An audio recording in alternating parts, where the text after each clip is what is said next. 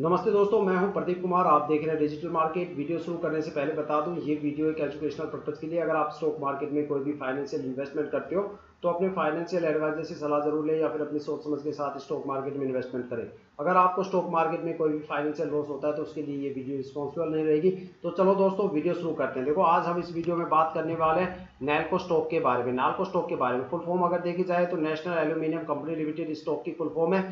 Stock के आज इस वीडियो में हम पूरी तरह से फंडामेंटल एनालिसिस करने वाले, एक तरह से डीप फंडामेंटल एनालिसिस करने वाले, साथ में स्टॉक का पूरी तरह से पोस्टमार्टम करने वाले हैं। देखते हैं इसकी पोस्टमार्टम रिपोर्ट में क्या निकल के आता है। अब तो चलो दोस्तों, वीडियो शुरू करते हैं। देखो, अगर स्टॉक के करंट शेयर प्राइस की बात करें तो 206.90 है। साथ में 3 रुपये 88 पैसे के पॉजिटिव मोमेंटम के साथ ये स्टॉक फ्राइडे को अपने अपर सर्किट की तरफ काफी ताबड़तोड़ स्पीड से बढ़ने लगा है। अब इस स्टॉक में आपको एक जबरदस्त लेवल का पॉजिटिव मोमेंटम देखने को मिलेगा। साथ में यहाँ पे बीच बीच में आपको अपर सर्किट के भी दर्शन होने वाले हैं। ठीक है, देखो, इस स्टॉक को लेके लगातार हमारी पिछले 1.5 महीने से जबरदस्त कवरेज थी। मैं आपको बार बार कह रहा था कि भाई, अगर आपके पास नैल्को स्टॉक की कोई भी होल्डिंग है तो उसको कम से कम 20 से 25 सितंबर तक जरूर होल्ड करके रखना। इस टाइम पीरियड के बाद आपको स्टॉक में एक जबरदस्त पॉजिटिव मोमेंटम देखने को मिलेगा और हो सकता है कि आपको बीच बीच में अपर सर्किट के भी दर्शन हो जाए। और आज फ्राइडे को यहाँ पे अपर सर्किट, यहाँ पे एक तरह से देखा जाए स्टॉक पूरी तरह से पॉजिटिव मोमेंटम के साथ आगे बढ़ रहा है। बीच बीच में यहाँ पे अपर सर्किट के नियर बाय भी स्टॉक जा रहा है। एक जबरदस्त पॉजिटिव मोमेंटम यहाँ आपको देखने को मिलेगा। साथ में जो इस बार यहाँ का टारगेट होने वाला है स्टॉक का, वो 325 प्लस के आसपास होने वाला है। 305 रुपए पे आप अपना स्टॉप लॉस यहाँ पे सेट कर सकते हो। अगर स्टॉक की लास्ट ईयर की परफॉर्मेंस की बात करें तो ये स्टॉक 88 रुपए 60 पैसे से चल के 212 रुपए 40 पैसे के आसपास गया था। देखा जाए तो यहाँ पे जो इन्वेस्टर्स का पैसा है वो पूरी तरह से डबल हो गया। साथ में यहाँ पे कंपनी ने एक डिविडेंड भी अनाउंस कर रखा है जिसका रेशियो 2.42% के आसपास है। तो देखो, कोई भी कंपनी डिविडेंड उस केस में देती है जब वहाँ पे इन्वेस्टर्स की कमी काफ़ी ज़्यादा होती है। वहाँ पे प्रमोटर्स, डीआईआई और एफआईआई और गवर्नमेंट की होल्डिंग सबसे ज़्यादा होती है। तो उस केस में अट्रैक्ट करने के लिए इन्वेस्टर्स को यहाँ पे डिविडेंड दिया जाता है। साथ में अगर कंपनी के पी रेशियो की बात करें तो यहाँ पे 16.95 के आसपास यहाँ पे इसका पी रेशियो है, जिसका मतलब है कि जो स्टॉक की परफॉर्मेंस है वो एक तरह से पूरी तरह से एवरेज है। ठीक है, लेकिन फिर भी यहाँ पे आपको एक पॉजिटिव मोमेंटम देखने को फिर भी मिलता है। एवरेज, अगर कोई भी कंपनी की एवरेज परफॉर्म ट्रेंड में रहती है तो वहाँ पे भी आपको एक पॉजिटिव मोमेंटम देखने को मिलता है।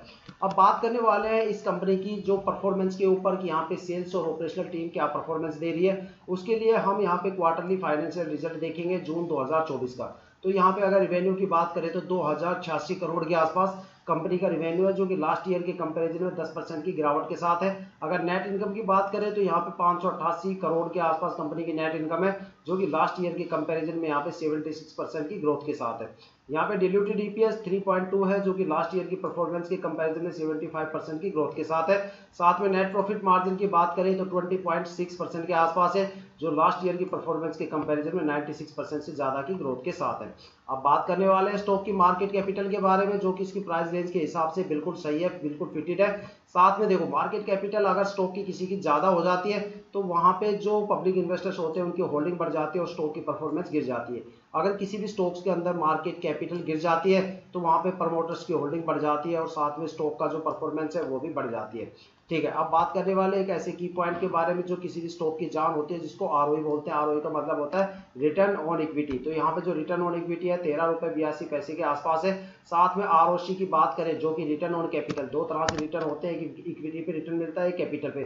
तो यहाँ पे जो आरओसी है, जो कि डिविडेंड के बेस पे मिलेगा, यहाँ पे जो एवरेज चल रही है 19 रुपये 97 पैसे के आसपास चल रही है।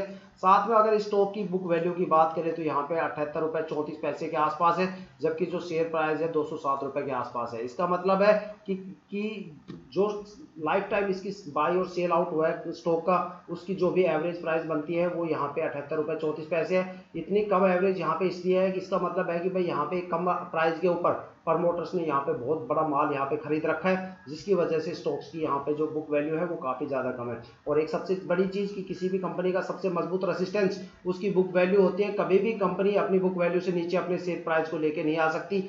जिस टाइम बुक वैल्यू से नीचे कंपनी का शेयर प्राइस आ जाता है, कंपनी वहां पे डीलिस्ट होने की कगार पे आ जाती है, कंपनी का दिवाला निकल जाता है। वह प्रमोटर्स के साथ साथ डीआईआई, एफआईआई और इन्वेस्टर्स सभी की ठुकाई होती है और फिर कंपनी को लाइफ टाइम कभी भी दूसरे प्रमोटर्स नहीं मिलते और कंपनी पूरी तरह से वहां पे बर्बाद होती हुई नजर आती है। और कंपनी को उस केस में एएसएम और जेएसएम की लिस्ट में डाल दिया जाता है। साथ में सेबी वहां पे एक इंस्पेक्शन टीम बैठा देती है। उस स्टॉक की हर एक्टिविटी, सेल्स परफॉर्मेंस, सभी के ऊपर वहां पे इंस्पेक्शन चलता है। अगर इस स्टॉक की फेस वैल्यू की बात करें तो यहाँ पे जो फेस वैल्यू है वो 5 रुपये के आसपास है। ठीक है, फेस वैल्यू का मतलब होता है कि भाई यहाँ पे जो पर शेयर आपको जो फेस वैल्यू है वो आपको 5 रुपये के आसपास आपको देखने को मिलेगी। मतलब ये है कि यहाँ पे अगर किसी भी केस में कंपनी डूब जाती है तो यहाँ पे रिकवरी के तौर पे सिर्फ आपको 5 रुपये पर शेयर आपको देखने को मिलेगा। ठीक है, क्योंकि अगर कंपनी मान लो किसी केस में डीलिस्ट हो जाती है तो आपको रिकवरी पे यहाँ पे 5 रुपये पर शेयर मिलेगा, चाहे शेयर आपने कितने भी रुपए पे खरीदा हो। ठीक है, अब बात करने वाले शॉर्ट टर्म रिटर्न और लॉन्ग टर्म रिटर्न के बारे में। ठीक है, अगर इसके शॉर्ट टर्म और लॉन्ग रिटर्न की बात करें तो यहाँ पे 1 वीक अगर आप इसे होल्ड करते हो तो 12% का यहाँ पे 1 वीक में आपको एक अच्छा खासा रिटर्न देखने को मिलेगा। 1 मंथ में आपको 11.5% का यहाँ पे रिटर्न देखने को मिलता है। 3 मंथ की होल्डिंग में आपको 11.5% का रिटर्न देखने को मिलता है। 6 मंथ की होल्डिंग में आपको यहाँ पे 36.5% का रिटर्न देखने को मिलता है। 9 मंथ की होल्डिंग पे आपको यहाँ पे 75.5% का रिटर्न देखने को मिलता है। अगर आप स्टॉक को लॉन्ग टर्म के लिए होल्ड करते हो तो यहाँ पे 1 ईयर के लिए आपको 122% का रिटर्न देखने को मिलता है। 2 ईयर में 200% का रिटर्न देखने को मिलता है। 3 ईयर में 129% का रिटर्न देखने को मिलता है। 4 ईयर में 533% का रिटर्न देखने को मिलता है और 5 ईयर में आपको 345% का रिटर्न देखने को मिलता है। अगर एवरेज निकाले जाए तो शॉर्ट टर्म में आपको यहाँ पे 3 मंथ से लेके 9 मंथ तक एक अच्छा खासा रिटर्न मिलेगा। साथ में लॉन्ग टर्म में आपको 2 ईयर में, 4 ईयर में और 5 ईयर में एक अच्छा खासा रिटर्न आपको देखने को मिलता है। तो आप अपने अकॉर्डिंग यहाँ पे कोई भी इन्वेस्टमेंट करके उसी रिटर्न के अकॉर्डिंग आप यहाँ पे सोल्ड आउट कर सकते हो। साथ में अगर आपके पास आप लॉन्ग टर्म के लिए यहाँ पे इन्वेस्टमेंट करना चाहते हो लेकिन आपके पास मार्केट कैपिटल काफ़ी कम है तो यहाँ पे आप सिप स्टार्ट कर सकते हो। सिप एक तरह से एफडी की तरह काम करती है, जहाँ पे आपको एक टाइम पीरियड पे यहाँ पे इंस्टॉलमेंट भरना होता है। जो इंस्टॉलमेंट यहाँ पे होता है वो आपके अकाउंट से ऑटो डेबिट होता रहेगा, ऑटोमेटिक कटता रहेगा और यहाँ पे इकट्ठा होता रहेगा। ठीक है, जिस टाइम पीरियड पे आप अपनी सिप को बंद करोगे, सिप से एग्जिट हो जाओगे, उस टाइम आपका जो भी प्रिंसिपल अमाउंट रहेगा, साथ में जो भी मैच्योरिटी रहेगी, जो भी रिटर्न आएगा, वो सारा आपके अकाउंट में सेम डेज में ट्रांसफर हो जाता है। ठीक है, अब बात करने वाले हैं इस स्टॉक के अंदर जो शेयर होल्डिंग पैटर्न है वो कैसा है।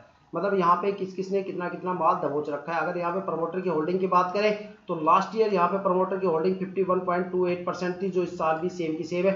मतलब यहाँ पे कोई भी चेंजेस आपको प्रमोटर होल्डिंग में देखने को नहीं मिलता। अब बात करने वाले हैं डीआईआई की होल्डिंग, तो लास्ट ईयर जो डीआईआई की होल्डिंग थी वो 15.39% थी, जो इस साल बढ़ के 19.12% के आसपास आके खड़ी हो गई। साथ में एफआईआई की होल्डिंग की बात करें तो लास्ट ईयर 14.96% यहाँ पे होल्डिंग थी, जो इस साल घट के 10.43% के आसपास आके खड़ी हो गई है। साथ में अगर पब्लिक इन्वेस्टर्स की होल्डिंग की बात करें तो लास्ट ईयर यहाँ पे 18.38% की पब्लिक होल्डिंग थी, जो इस साल बढ़ के 19.17% के आसपास हो गई। तो देखा जाए तो यहाँ पे जो पब्लिक इन्वेस्टर्स है उसकी होल्डिंग सबसे ज्यादा कम है। इसी वजह से कंपनी ने यहाँ पे डिविडेंड अनाउंस कर रखा है, क्योंकि सारा का सारा माल इसके प्रमोटर्स लेके बैठे हुए हैं। ठीक है, तो यहाँ पे जो पब्लिक इन्वेस्टर्स है उसकी होल्डिंग कम है, इसीलिए कंपनी पब्लिक इन्वेस्टर्स को अट्रैक्ट करने के लिए यहाँ पे बार बार डिविडेंड दे रही है। तो देखो ये था। देखो अब एक्सपर्ट क्या बोलते हैं कि भाई यहाँ पे जो होल्डिंग पैटर्न है वो मिनिमम कितना होना चाहिए। अगर यहाँ पे होल्डिंग पैटर्न जो होना चाहिए प्रमोटर्स का, डीआईआई का, एफआईआई का और गवर्नमेंट का, इन सभी का जो टोटल मिला के यहाँ पे 30% से आपको ज़्यादा होल्डिंग पैटर्न होना चाहिए मिनिमम। अगर इससे ज़्यादा आपको होल्डिंग पैटर्न देखने को मिलेगा इन चारों में तो आपको स्टॉक के अंदर एक जबरदस्त पॉजिटिव मोमेंटम मिलेगा, एक अच्छी खासी परफॉर्मेंस देखने को मिलेगी। अगर किसी भी स्टॉक्स के अंदर आपको ये चारों की जो होल्डिंग है वो 30% से नीचे देखने को मिलती है तो उस स्टॉक से आपको तुरंत निकल जाना चाहिए, क्योंकि उस स्टॉक में फिर आपको परफॉर्मेंस की जगह आपको एक नेगेटिव परफॉर्मेंस देखने को मिलेगी और वहां पे आपको एक अच्छा खासा लॉस आपको हो सकता है। तो किसी भी स्टॉक्स के अंदर, ठीक है, आपको देखो इंडियन स्टॉक मार्केट में काफी ज्यादा स्टॉक्स मिल जाएंगे जिसमें 50%, 60% से भी ज्यादा आपको यहाँ पे होल्डिंग मिलेगी, तो आप वहाँ पे अच्छा खासा इन्वेस्टमेंट कर सकते हो, एक अच्छा खासा रिटर्न ले सकते हो। और यहाँ पे अगर होल्डिंग की बात की जाए तो यहाँ पे सिर्फ 19% होल्डिंग है पब्लिक इन्वेस्टर्स की। मतलब देखा जाए तो एक तरह से यहाँ पे 79% होल्डिंग है यहाँ पे इन स्टॉक्स में, डीआईआई, एफआईआई और प्रमोटर्स की। तो यहाँ पे एक अच्छा खासा पॉजिटिव परफॉर्मेंस आपको देखने को मिलेगा। तो देखो दोस्तों, ये थी अब तक की सबसे बड़ी अपडेट इस स्टॉक के बारे में, नैल्को स्टॉक के बारे में। ठीक है, अगर आपको वीडियो अच्छी लगी हो तो लाइक शेयर जरूर कीजिएगा। अगर आप वीडियो पे नए हो तो चैनल को सब्सक्राइब कीजिएगा, ताकि जितनी भी डीपली एनालिसिस करके हम आपके लिए वीडियो लेके आते हैं उसकी नोटिफिकेशन सबसे पहले आप तक पहुंच पाए, ताकि आप स्टॉक मार्केट के हर पहलू से रूबरू रहे, इंफॉर्मेटिव रहे, साथ में अपने आप को अपडेट और अपग्रेड करते रहे। इसी के साथ वीडियो समाप्त करते हैं।